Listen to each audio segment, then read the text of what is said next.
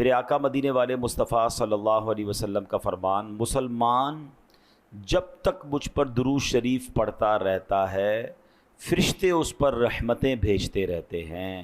اب بندے کی مرضی ہے کم پڑھے یا زیادہ۔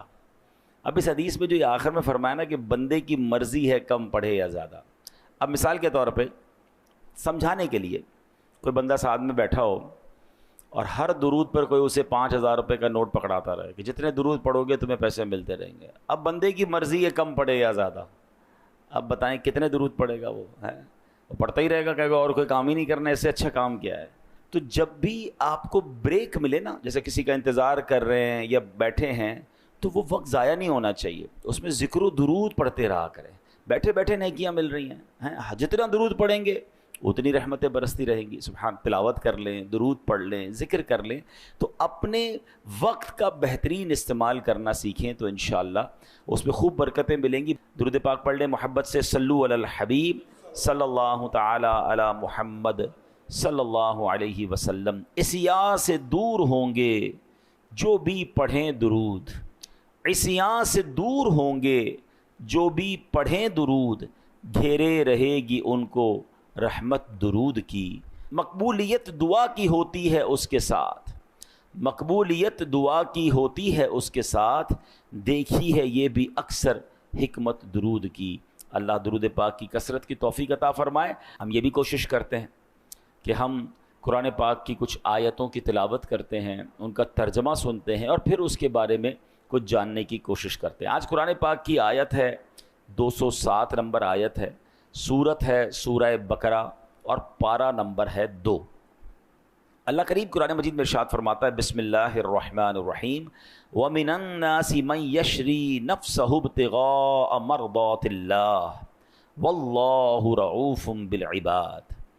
آسان ترجمہ قرآن کنز العرفان، اور لوگوں میں سے کوئی وہ ہے جو اللہ کی رضا تلاش کرنے کے لیے اپنی جان بیچ دیتا ہے، اور اللہ بندوں پر بڑا مہربان ہے۔ اس آیت کے بارے میں انشاءاللہ ہم اب سمجھیں گے۔ یاد رکھیں میرے پیارے اسلامی بھائیوں، 10 محرم 61 ہجری کو کربلا کے میدان میں ایک ایسا دردناک انسانی تاریخ کا واقعہ پیش آیا جس کی مثال نہیں ملتی۔ اس روز اہل بیت پاک پر ظلم کے جو پہاڑ توڑے گئے، آج تک اس کی کسک، اس کا درد دل میں موجود ہے۔ آج بھی ہم کربلا کے جب دردناک واقعات پڑھتے ہیں، سنتے ہیں، وہ اہل کربلا پر پانی کا بند کیا جانا، تپتے صحرا پر وارثانے کوثر و سلسبیل کا پیاس کو برداشت کرنا، حضرت علی اصغر کے مبارک گلے پر لگنے والا وہ تیر، حضرت علی اکبر کی بھری جوانی میں شہادت کو گلے لگا لینا، ان نیک اور پارسا خواتین کا اتنا بڑا سانحہ ہونے کے باوجود اپنی حیا اور اپنے پردے کا خیال رکھنا، آخر امام علی مقام امام حسین رضی اللہ تعالی عنہ کا دین کی سربلندی کی خاطر سر مبارک کا نذرانہ پیش کرنا، اس قیامت نما واقعے کو صدیاں بیت گئی ہیں، اپروکسیمیٹلی 1400 سال ہو گئے ہیں۔ اب آپ غور کریں، مگر آج بھی اس کا ذکر سنتے ہیں، آج بھی اس کی بات سنتے ہیں تو عاشقوں کی آنکھیں بھیگ جاتی ہیں، سینوں سے آہیں بلند ہوتی ہیں، دل ایک حسرت، مایوسی اور تمنا میں ڈوب جاتا ہے کہ کاش میں بھی وہاں ہوتا، ادب سے میں بھی اپنے سر کا نذرانہ نبی پاک کی آل کے آگے پیش کر دیتا، مگر یہ موقع ہمیں ملا نہیں۔ لیکن یہ تمنا کرنا، یہ کہتے ہیں نا کہ ان کی یاد منانا بھی بعض اوقات کیسے بخشش کا سبب بنتا ہے۔ علامہ ابن جوزی رحمۃ اللہ تعالی علیہ، بہت بڑے بزرگ گزرے ہیں، کہتے ہیں ایک مرتبہ حضرت عمر بن لیث رحمۃ اللہ تعالی علیہ، یہ اپنے زمانے کے لیڈر تھے، ان کے سامنے ان کی فوج جمع ہوئی، جب اپنی اتنی بڑی فوج دیکھی نا تو ان کی آنکھوں میں آنسو آ گئے، دل غمگین ہو گیا، کہتے ہیں کاش امام حسین کے زمانے میں میرے پاس اتنی بڑی فوج ہوتی، میں ساری فوج لے کر جاتا، اپنے آپ کو بھی ان کے قدموں پہ قربان کرتا، اپنی ساری فوج جو ہے امام حسین کے قدموں میں قربان کرتا۔ راوی لکھتے ہیں کہ حضرت عمر بن لیث کا جب انتقال ہوا نا تو مرنے کے بعد کسی نے پوچھا آپ کے ساتھ کیا معاملہ ہوا، تو وہ کہتے ہیں کہ جو ایک بار محبت امام حسین میں دل میں جو خیال آیا تھا نا کہ اگر میں بھی وہاں ہوتا، میری فوج بھی وہاں ہوتی اور ہم سب ان کا ساتھ دیتے، تو اللہ کریم نے اس مبارک خیال کی برکت سے میری بخشش فرما دی۔ تو اہل بیت کی محبت کی کیا بات ہے، اور جی اہل بیت سے محبت کرنا یہ ہمارے ایمان کا حصہ ہے. سرکار دو عالم علیہ الصلوۃ والسلام کی حدیث کا مضمون ہے کہ بندہ اس وقت تک کامل مومن نہیں ہو سکتا جب اپنی جان سے زیادہ میری جان سے یعنی مجھ سے محبت نہ کرے. یعنی ہم سب اپنے آپ سے زیادہ محبت کس سے کرنی ہے؟ نبی پاک علیہ الصلوۃ والسلام. پھر فرمایا اور اپنی اولاد سے زیادہ میری اولاد سے پیار نہ کرے. یعنی ہمیں اپنے بچوں، اپنی فیملی اور اپنے خاندان سے زیادہ جس سے محبت کرنی ہے وہ میرے آقا علیہ الصلوۃ والسلام کے اہل بیت سے کرنی ہے، اور یہی ہمارے ایمان کا تقاضا ہے. میرے پیارے اسلامی بھائیوں، یاد رکھیے یہ حادثہ، یہ جو واقعہ کربلا ہے، یہ حادثے کی طرح نہیں اس کو انٹریٹ کرنا کہ ایک انسیڈنٹ ہو گیا تھا، ایک سانحہ ہو گیا. سانحہ دنیا میں تو بہت سارے ہوئے ہیں. ابھی پلین کریش ہوا، کبھی ٹرین کا حادثہ، کبھی کوئی معاملہ، کبھی کہیں کوئی جنگ ہو گئی. یہ صرف سانحہ نہیں ہے، اس سے اشارہ ملتا ہے کہ اس واقعے کو یاد رکھوایا گیا ہے. اور اللہ اکبر، قدرت نے اس واقعے کو دلوں میں کیسے زندہ رکھا ہے؟ کیونکہ یہ سبق ہے، گویا یہ ایک درس زندگی ہے جو ہر سال محرم میں ہمیں یاد دلایا جاتا ہے، بتایا جاتا ہے کہ امام الانبیاء کی اولاد پاک نے کس رنگ میں زندگی کو گزارا. ان سے سبق سیکھو اور اپنی زندگی کو ایک پراپر لائن پر لے کر آئیں. اب میں آتا ہوں آیت کی طرف. اب یہ پس منظر آپ کے جب ذہن میں ہوگا تو آیت مزید سمجھنا آسان ہو جائے گا. اللہ کریم نے قرآن مجید میں جو ارشاد فرمایا، اب اس آیت کو میں تھوڑا سا بریک کر کے آپ کے سامنے رکھتا ہوں. ارشاد ہوتا ہے وَمِنَ النَّاسِ، اور لوگوں میں سے. یہاں لفظ من کا معنی ہے کچھ، یعنی لوگوں میں سے کچھ لوگ ہوتے ہیں. اب جس مرتبے اور ذکر کی بات آنے والی ہے، جس مقام کی بات آنے والی ہے، اس کی تمنا تو بہت سارے لوگ کرتے ہیں. اب اگر وہ مقام ملتا بہت تھوڑوں کو ہے. وہ شاعر کہتے ہیں نا، چاہتے سب ہیں کہ ہوں اوجے سریا پہ مقیم. چاہتے تو سب ہیں کہ ہوں اوجے سریا پہ مقیم، پہلے ویسا کوئی پیدا تو کرے قلب سلیم. چاہتے تو سب عروج مل جائے. کوئی کہتا ہے یار میں بھی چاہتا ہوں دین کے لیے کوئی بڑا کام کر لوں، کوئی چاہتا ہے میں بھی چاہتا ہوں کوئی جناب دنیا میں بڑا کام کر لوں، میں بھی پاپولر ہو جاؤں. مگر کسی بھی چیز کو حاصل کرنے کے لیے اس کے تقاضے ہوتے ہیں. پہلے وہ قلب سلیم تو لائے، پھر اوج سریا ملنا ہے نا. تو قرآن کیا کہتا ہے؟ تھوڑے ہی لوگ ہوتے ہیں. وہ کون لوگ ہوتے ہیں؟ وہ کیا کرتے ہیں؟ آگے قرآن میں فرمایا من یشری نفسہ، کوئی وہ ہے جو اپنی جان بیچ دیتا ہے. کچھ ہی لوگ ہوتے ہیں جو اپنی جان بیچتے ہیں. کس کو بیچتے ہیں وہ آگے بتاتا ہوں، مگر جان ہم سارے ہی بیچ رہے ہیں. جان کیا ہے ایکچولی؟ سانسیں ہیں نا.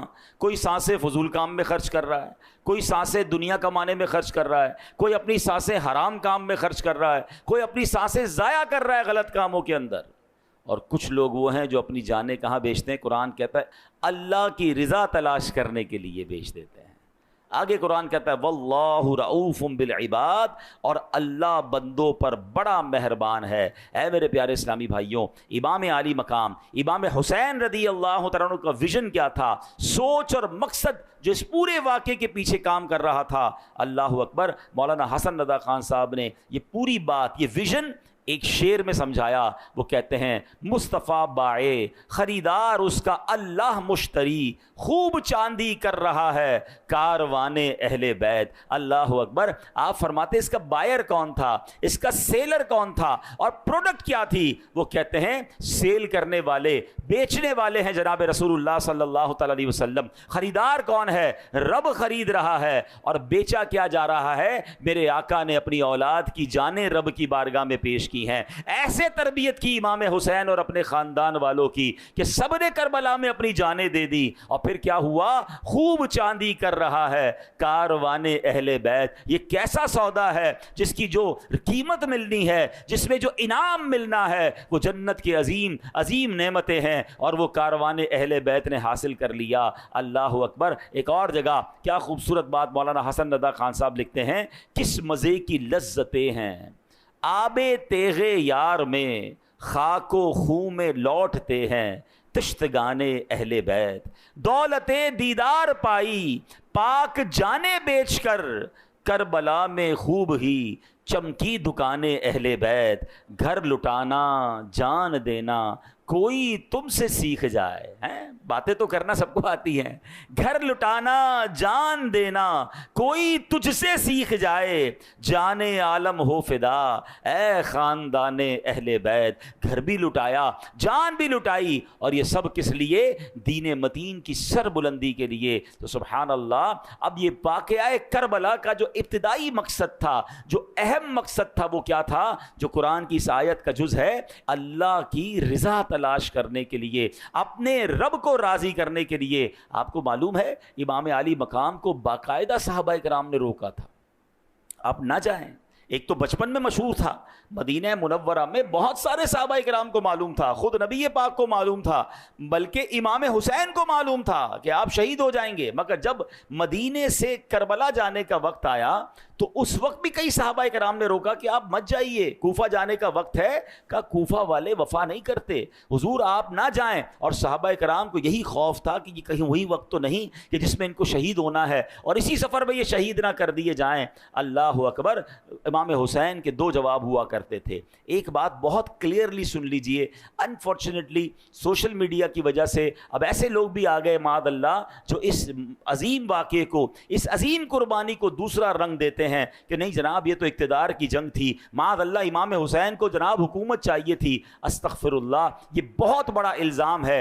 امام حسین تو پہلے ہی جس کو کہیں بادشاہوں والی لائف تھی ان کی, ہر بندہ آپ سے محبت کرتا تھا, بڑے بڑے حکمران آ کر آپ کو وظائف پیش کرتے تھے, اور نبی پاک کے مدینے میں رہ رہے تھے. ان کو کیا ضرورت تھا مدینہ چھوڑ کر کربلا جانے کا یا کوفہ جانے کا؟ جناب امام حسین کہا کرتے کہ مجھے کوفہ والوں نے خط لکھے ہیں, وہ مجھے بار بار یہ خط لکھ کر بلا رہے ہیں کہ یا امام آپ تشریف لائیے, ہم یزید کی بیعت نہیں کرنا چاہتے, آپ آ جائیں, ہم آپ کی بیعت کرنا چاہتے ہیں. امام حسین فرمایا کرتے اگر آج میں کوفہ نہ گیا تو یہ کوفہ والے قیامت کے دن اللہ کی بارگاہ میں عرض کریں گے مولا ہم تو یزید کی بیعت نہیں کرنا چاہتے تھے, ہم تو امام حسین کو بلاتے رہے, وہ تشریف نہ لائے, ہم ان کی بیعت نہ کر سکے. یہ دینی ذمہ داری تھی, یہ ان کا درد تھا جو امام حسین وہاں پر گئے. تو یاد رکھیے, آپ جنگ لڑنے نہیں, آپ اقتدار لینے نہیں, آپ تو اسلام کی دعوت اور نیکی کی دعوت دینے گئے تھے. ارے کوئی لڑائی کرنے اپنے بیوی بچوں کو لے کر جاتا ہے, کوئی 6 مہینے کے علی اصغر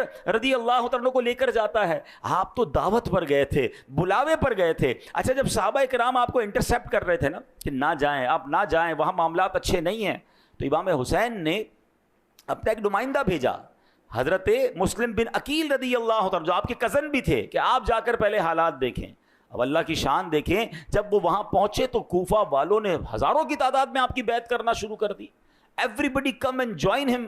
آپ تو بہت خوش ہوئے کہ اتنی عزت دے رہے ہیں, سارے یزید کے خلاف ہیں, سارے امام حسین کے چاہنے والے ہیں. تو انہوں نے امام حسین کو لیٹر لکھ دیا کہ حضور اب آپ آ جائیں کوفہ, یہاں تو معاملہ بڑا اچھا ہے. مگر وہاں خط لکھنا تھا اور یہاں کوفیوں نے بے وفائی کرنا شروع کی. اب ابن زیاد نے ان کوفہ والوں کو ڈرایا کہ یہ تم کیا کر رہے ہو, اگر تم نے یزید کے خلاف جانا شروع کیا تو میں تمہیں تباہ کر دوں گا, تمہاری پراپرٹی ضبط کر لوں گا, تمہارے لوگوں کو قتل کر دوں گا. ایک ایک کر کے لوگ دور ہوتے گئے. حضرت مسلم بن عقیل کے پاس کوئی نہیں تھا, مگر آپ کے وہ تاریخی جملے تھے. آپ کہتے ہیں مجھے اپنی جان کی پرواہ نہیں ہے, مجھے امام حسین کی فکر ہے کہ میرا خط لکھنے کی وجہ سے وہ مدینہ منورہ سے مکہ اور اب مکہ سے کوفہ کے لیے روانہ ہو چکے ہوں گے. بہرحال صحابہ کرام پھر بھی روکتے رہے. تو امام حسین کا تاریخی جواب سنیے گا. آپ فرماتے ہیں کہ مجھے خواب میں میرے نانا جان کی زیارت ہوئی ہے اور میرے آقا نے مجھے ایک ذمہ داری سونپی ہے, میں یہ ذمہ داری ضرور نبھاؤں گا. عرض کیا کہ حضور وہ خواب میں کیا ذمہ داری دی گئی ہے؟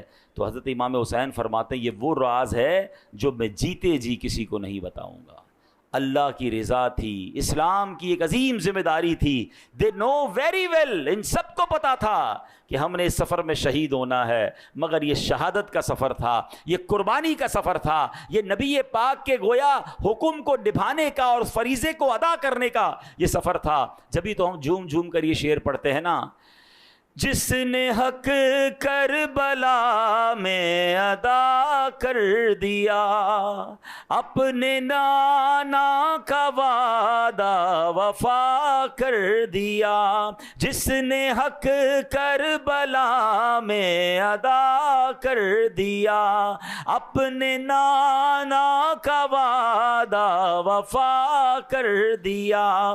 جس نے امت کی خاطر فدا کر دیا، گھر کا گھر سب سپرد خدا کر دیا، اس حسین ابن حیدر پہ لاکھوں سلام، اس حسین ابن حیدر۔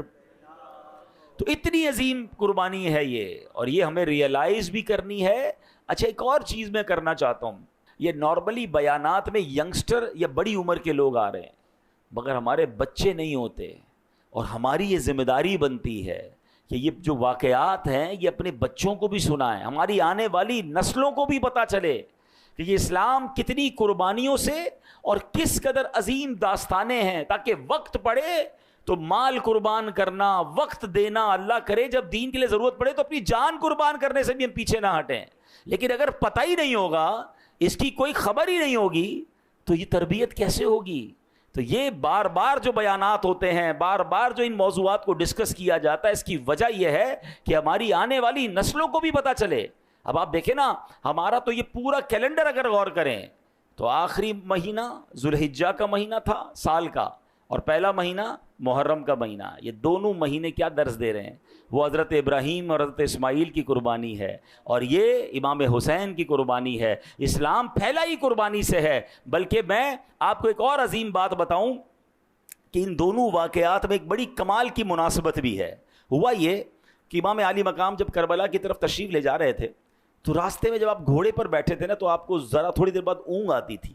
جب اونگ آتی تھی تو آپ بیدار ہوتے تھے، جب آنکھ کھلتی تھی تو آپ کہتے تھے انا للہ و انا الیہ راجعون والحمد للہ رب العالمین، یعنی ہم اللہ پاک کے ہیں، اسی کی طرف لوٹنا ہے، اور سب تعریفیں اللہ رب العالمین ہی کے لیے ہیں۔ 2-3 بار ایسا ہوا تو جب یہ معاملہ دیکھا تو آپ کے بڑے بیٹے حضرت علی اکبر رضی اللہ تعالیٰ قریب آئے اور کہا بابا جان آپ تھوڑی دیر بعد یہ پڑھ رہے ہیں انا للہ و انا الیہ راجعون والحمد للہ رب العالمین، اس کی کیا وجہ ہے؟ تو آپ فرماتے ہیں بیٹا مجھے اونگ آتی ہے تو میں دیکھتا ہوں کہ ایک شخص گھوڑے پر سوار ہے اور کہہ رہا ہے لوگ سفر کر رہے ہیں اور موت ان کی طرف بڑھ رہی ہے، شہادت ان کی طرف بڑھ رہی ہے، یعنی شہادت کا وقت آ پہنچا ہے۔ حضرت علی اکبر نے عرض کیا بابا جان آپ یہ دیکھ رہے ہیں؟ امام حسین نے فرمایا ہاں میں یہ دیکھ رہا ہوں۔ تو کہا اے بابا جان کیا ہم حق پر نہیں؟ امام حسین فرماتے ہم بالکل خدا کی قسم ہم حق کے راستے پر ہیں۔ تو حضرت علی اکبر فرماتے پھر کوئی مسئلہ نہیں، ہم اللہ کی راہ میں جان دینے کے لیے راضی ہیں۔ ذرا اس باپ بیٹے کی گفتگو دیکھیے گا، کسی اور باپ بیٹے کی گفتگو یاد آ رہی ہے؟ حضرت ابراہیم نے کہا تھا نا اپنے بیٹے کو کہ اے بیٹا میں نے خواب دیکھا ہے کہ تمہیں ذبح کرنا ہے۔ تو بیٹے نے کیا کہا تھا؟ یہ بابا جان اگر اللہ کا حکم ہے تو آپ کیجئے جو آپ نے کرنا ہے، آپ ہمیں صبر کرنے والا پائیں گے۔ صدیوں بعد اسی ابراہیم کی اولاد میں علیہ السلام ایک ایسا خاندان بھی ہے جو باپ بھی جا رہا ہے، بیٹا بھی جا رہا ہے، سفر بھی کربلا کا ہے، اور باپ کو خواب میں بتایا جا رہا ہے کہ شہادت کی طرف بڑھ رہے ہیں۔ اللہ اکبر، یقیناً وہ عظیم قربانی ہے۔ ارے یہاں تو سارا خاندان قربان ہونے جا رہا ہے، باپ بھی قربان ہونے جا رہا ہے، بیٹے بھی قربان ہونے جا رہے ہیں، مگر کمال یہ ہے کہ اللہ کی رضا پر راضی رہنا ہے۔ کیا سنا تھا ہم نے قرآن میں کہ اللہ کی رضا پانے کے لیے کچھ لوگ ہیں جو اپنی جانوں کا سودا کرتے ہیں اللہ کی رضا تلاش کرنے کے لیے۔ انہیں معلوم تھا رب کی رضا شہادت میں ہے تو ہم شہید ہونے کے لیے تیار ہیں۔ اے میرے پیارے اسلامی بھائیوں، کاش یہ بات ہمیں سمجھ آ جائے۔ یہاں ایک اور بات سوچنی ہے، شہادت کی طرف جا رہے ہیں اور امام علی مقام کی زبان پر الفاظ کیا جاری ہیں؟ الحمدللہ رب العالمین۔ ہائے ہائے ہائے، اللہ کرے کہ یہ جذبہ مل جائے کہ مشکل آئے تو شکوہ نہ ہو، زبان پر اس حال میں بھی رب کا شکر ہو۔ وہ کہتے ہیں نا اللہ کے جو نیک بندے ہوتے ہیں نا، بڑی کمال کی بات ہے تھوڑی گہری بات، اگر آپ سمجھ جاؤ گے تو اس کا بڑا کمال کا لطف ہے۔ فرماتے ہیں عام لوگوں کا جہاں مقام صبر ہوتا ہے، اللہ والوں کا وہ مقام شکر ہوتا ہے بڑی گہری بات۔ یعنی ہم عام لوگ جہاں تکلیف میں ہوتے تو کیا کرتے ہیں؟ اول تو صبر بھی نہیں کرتے، لیکن صبر کر جائیں تو بڑی بات ہے۔ فرمایا جو عارفین ہوتے ہیں, جو اللہ والے ہوتے ہیں, وہ اس مقام پر شکر کرتے ہیں کہ اللہ نے ہمیں آزمایا ہے, اور اس نے اسی لیے آزمایا ہے کہ ہم جب صبر کریں گے تو ہمیں بڑی نعمتیں عطا فرمائے گا. تو وہ تکلیف کا بھی استقبال کرتے تھے, وہ پرابلم کو پر بھی گویا انجوائے کر رہے ہوتے تھے کہ چلو رب نے رحمت بھیجی تھی, ابھی رب نے ہی مشکل بھیجی ہے. حضرت فتح موصلی رحمۃ اللہ تعالی علیہ بہت بڑے بزرگ گزرے ہیں. ایک بار آپ کی زوجہ کہیں جا رہی تھی, پیر پہ ٹھوکر لگی, ان کے پیر کا جو ناخن تھا نا وہ اکھڑ گیا. اب مجھے بتائیں پیر کا ناخن اکھڑ جائے کتنی تکلیف ہوتی ہے, چیخ نکل جائے. آپ مسکرانے لگی. کسی نے کہا آپ کو پیر کے ناخن سے تکلیف نہیں پہنچی؟ تو آپ فرماتی تکلیف تو پہنچی, مگر جو اس پہ مجھے بعد میں ثواب ملنا ہے نا, اس صبر کرنے پر مجھے وہ ثواب نظر آ رہا ہے, اس لیے مجھے خوشی ہو رہی ہے.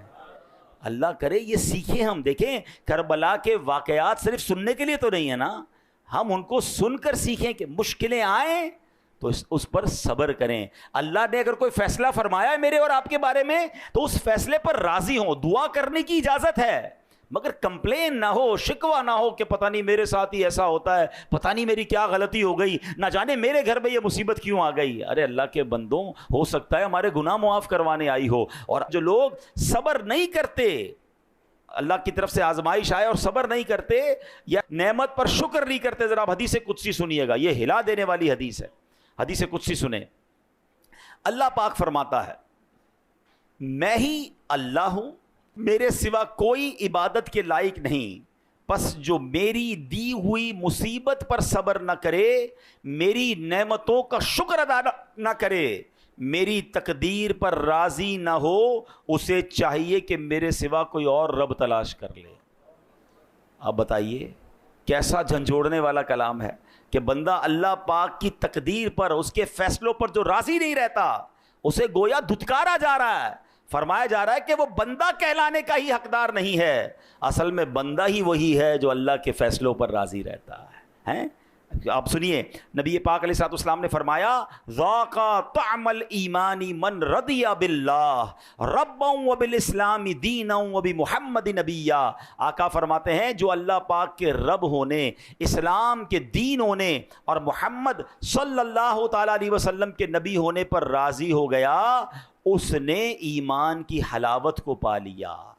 اب اللہ کے رب ہونے پر راضی ہونے کا مطلب کیا ہے؟ ہم کہتے تو ہیں اللہ رب ہے, بھائی جب رب مانا ہے, مالک مانا ہے, تو مالک کے فیصلے بھی تو مانو نا. اللہ کو مالک بھی ماننا ہے اور اس کے فیصلے بھی نہیں ماننے ہیں. اس نے اگر ہمارے لیے کوئی ڈیسیشن لیا ہے تو اس ڈیسیشن پر اعتراض ہے کیا؟ دیکھیں مجھے اور آپ کو یہ ماننا ہوگا کہ میرا رب ہم پر سب سے زیادہ مہربان ہے. کائنات میں اگر سب سے زیادہ مجھ پر اور آپ پر کوئی مہربان ذات ہے تو وہ میرے رب کی ذات ہے. کیونکہ اگر ہم دیکھیں تو دنیا میں ماں ہے, سب سے زیادہ پیار کون کرتی ہے؟ ماں. اس ماں کے دل میں ممتا ڈالنے والا کون ہے؟ وہ میرا رب ہے. بچپن سے لے کر آج تک جس نے پالا, جس نے ہمیں کھلایا پلایا, سانسیں دی, عزت دی, دولت دی, یہ کون ہے؟ یہ رب ہے. جو اتنی محبت کرنے والا ہے, اگر اس نے کوئی مشکل بھیجی ہے, کبھی ماں ڈاکٹر کے پاس لے کر نہیں گئی تھی؟ انجیکشن نہیں لگوایا تھا ماں نے, تکلیف ہوئی تھی نا, روئے تھے ہم بچپن میں جب انجیکشن لگا تھا. آپ بچے کو ویکسینیشن کے لیے لے جاتے ہیں نا, چھوٹے بچے کو, کتنا روتا ہے. آپ اس کو انجیکشن لگا کے تکلیف کیوں پہنچا رہے ہیں؟ آپ تو پیار کرتے ہیں اس سے. تو آپ کیا کہتے ہیں؟ جناب پیار ہی یہی ہے, اگر اس کو انجیکشن نہیں لگائیں گے تو اس بچے پہ کوئی بیماری آ جائے گی. اس کو کوئی چوٹ لگ جائے تو ٹانکے لگواتے تھے نہیں لگواتے تھے؟ ہماری ماں والد سب لے جاتے تھے, حالانکہ دل میں وہ بھی رو رہے ہوتے تھے, مگر ہمیں وہ ٹانکے لگوائے انہوں نے. وائے کہ وہ ٹانکے لگوانا, وہ کٹ لگوانا, وہ انجیکشن لگانا, وہ دوائی پلانا, وہ کڑوی دوائی جو ہم نہیں پینا چاہتے تھے, زبردستی پلائی ہماری امی نے, ہمارے ابو نے. کیوں؟ کہ کڑوی دوائی ہے مگر اس کا رزلٹ اچھا ہے, اس میں صحت چھپی ہوئی ہے, اس میں راحت چھپی ہوئی ہے. اللہ اکبر. ارے ماں باپ کا انجیکشن لگوانا, ماں باپ کا ٹانکے لگوانا, ماں باپ کا جناب کڑوی دوائی پلانا سمجھ آتا ہے, تو اگر رب کی طرف سے تھوڑی آزمائش آئی ہے تو سمجھ جاؤ نا آگے اس کے پیچھے راحت چھپی ہے, اس کے پیچھے کامیابی چھپی ہے. آج اللہ نے بیماری بھیجی ہے, پیچھے گناہوں کا کفارہ چھپا ہے. آج کاروبار میں کوئی کمی بھیجی ہے, میں صبر کر جاؤں, کیا معلوم رب نے کیا عروج میرے لیے لکھا ہے. ارے رب بھی مانا اور اس کے فیصلے فیصلے بھی نہ مانے تو پھر کیسا رب مانا؟ تو آج یہ حدیث یاد رکھیے جو اللہ نے فرمایا، دوبارہ سنیے کہ میں ہی اللہ ہوں، میرے سوا کوئی عبادت کے لائق نہیں، بس جو میری دی ہوئی مصیبت پر صبر نہ کرے، میری نعمتوں کا شکر ادا نہ کرے، میری تقدیر پر راضی نہ ہو، اسے چاہیے کہ میرے سوا کوئی اور رب تلاش کر لے۔ کس کے در پر میں جاؤں گا مولا، کس کے در پر میں جاؤں گا مولا، گر تو ناراض ہو گیا یا رب۔ کاش یہ بات سمجھ آ جائے۔ تو بہرحال یہ کربلا کا بھی میسج ہے کہ زباں پر شکوے رنجو علم لایا نہیں کرتے، زباں پر شکوے رنجو علم لایا نہیں کرتے، نبی کے نام لیوا غم سے گھبرایا نہیں کرتے۔ قرآن پاک کی اس آیت کا جز آج سن بھی لیں اور یاد بھی کر لیں۔ اللہ قرآن میں فرماتا رضوان من اللہ اکبر، اور اللہ کی رضا سب سے بڑی چیز ہے۔ زندگی کا ٹارگٹ ایک ہونا چاہیے، اللہ راضی ہو جائے، میں زندگی ایسی گزاروں کہ میرا رب مجھ سے راضی ہو جائے، ساری دنیا راضی ہو جائے، اس کے چکر میں رہتے ہیں اور اسی چکر میں اپنے رب کو ہی ناراض کر دیتے ہیں۔ حالانکہ قرآن کیا کہتا ہے؟ اللہ کی رضا سب سے بڑی چیز ہے۔ تو زندگی میں اگر یہ آپ نے فوکس کر لیا، دنیا میں بھی خیر رہے گی اور آخرت میں بھی خیر رہے گی۔ بہرحال یہ دن ان بزرگوں کی باتیں سننے کے ہیں، اللہ والوں کا ذکر کرنے کے ہیں۔ عاشورے کے دن روزہ رکھیں۔ عاشورے کا دن وہ ہے کہ جس میں نبی پاک نے خود بھی روزہ رکھا، روزہ رکھنے کی ترغیب بھی ارشاد فرمائی، اور اس میں یہ بھی فرمایا کہ یا تو 9 اور 10 محرم کا روزہ رکھ لیں، یا 10 محرم کے ساتھ 11 محرم کا روزہ رکھ لیں۔ عاشورہ کے دن ہو سکے تو مریضوں کی عیادت کریں، اس دن جناب خوب عبادت کریں، نوافل پڑھیں۔ اللہ کریم ہم سب کو یہ دن، یہ راتیں خوب عبادتیں کرنے کی توفیق عطا فرمائے، اور کربلا والوں کا فیضان ہم سب کو نصیب فرمائے۔ آمین بجاہ النبی الامین صلی اللہ تعالی علیہ وسلم۔